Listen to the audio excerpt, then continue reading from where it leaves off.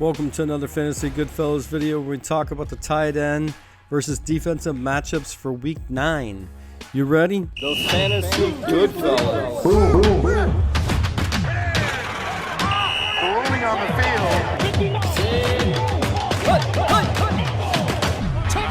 Those Fantasy Goodfellas. All right, before we get started, let me explain what we're going to do. We're going to look at the tight end versus defensive matchups.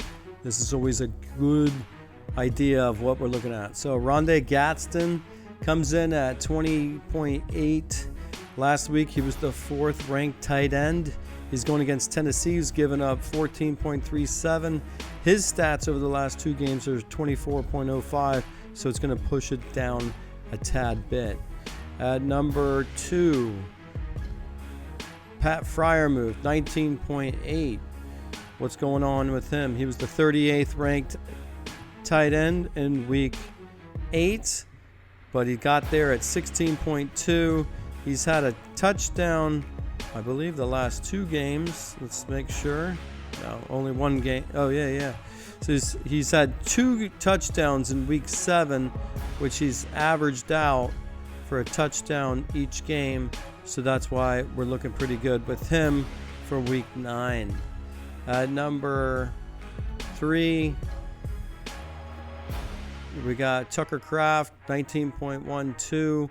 We might have to look at Tucker Kraft as being the best tight end all season. So last week he was ranked number 1 on the season. He's the top tight end all season. So he's going against the Carolina Panthers, who are surprisingly good versus the tight end matchups. You can see there over the last 3 games, they've only allowed 10.23 for the tight end.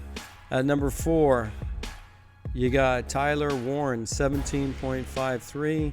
He was the 14th best tight end in week 8. He's gotten into the end zone 1 time over the last 2 games. So that's his stats right there. But he's going against Pittsburgh, who's given up 24.17 to the tight end position. So that's going to go well for Warren. Number 5, Kyle Pitts Sr., 15.26. Number 6, Jonnu Smith, 14.73. Now, there's actually 3 good tight ends for Pittsburgh, but they all can't get into the end zone. So look at Jonnu Smith. He's the 34th best tight end in week 8. So this is kind of I don't really buy it. So don't you always use these matchup scores as truth. Just take this as part of the consideration. Number 7, Colston Loveland, 14.7. He was the 20th ranked tight end. What's he done? He's the 51st ranked tight end. So let's see how he got there. He's going against Cincinnati, who's given up 27.6 on average the last 3 weeks to tight end positions. So that's why they got him being inflated. Here we go. We're going to go back to number 8. We're going to go Jake Ferguson, 14.43. I believe Ferguson's been quiet the last couple games. He actually was on bye. No. We have to look at that. Something's wrong with that because they did play. So I have to see why they have a bye for him in week 8. So let's just move on. Let's go number 9, Trey McBride, 13.19. He was on a bye in week 8. That's true. Number 10, Noah Fant, 13.01. He was the 17th ranked tight end in week 8. He's gotten into the end zone once over the last 2 games, and he's going against Chicago. That's pretty strong against the tight end position. We're only going to do the top 15. Number 11, you got Dalton Schultz, 12.6 here.